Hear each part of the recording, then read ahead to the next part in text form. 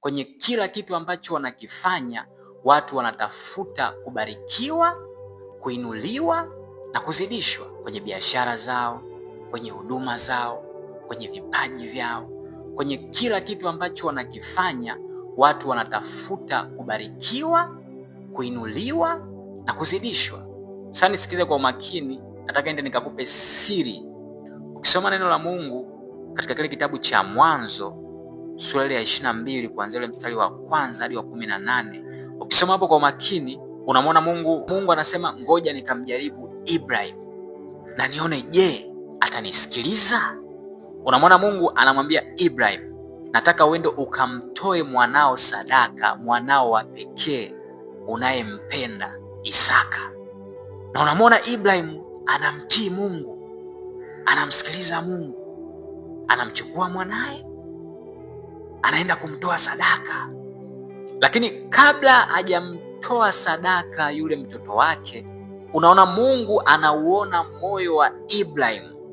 Anaona kweli Ibrahim ananisikiliza, ananicha mimi, kweli Ibrahim ananitii mimi.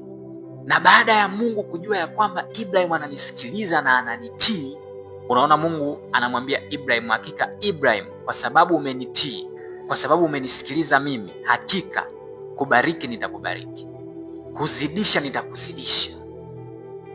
Ndugu yangu, siri ipo kwenye kumcha Mungu. Siri ipo kwenye kumsikiliza Mungu kile nini anasema kwenye maisha yako na kufanya kile Mungu anasema. Siri ipo kwenye kumtii Mungu ndugu yangu. Acha kujihangaisha. Siri ipo kwenye kumtii Mungu na kufanya kile Mungu anakwambia. Siri ipo hapo. Siri ya kuinuliwa ipo hapo. Siri ya kubarikiwa ipo hapo. Siri ya kuzidishwa ipo hapo.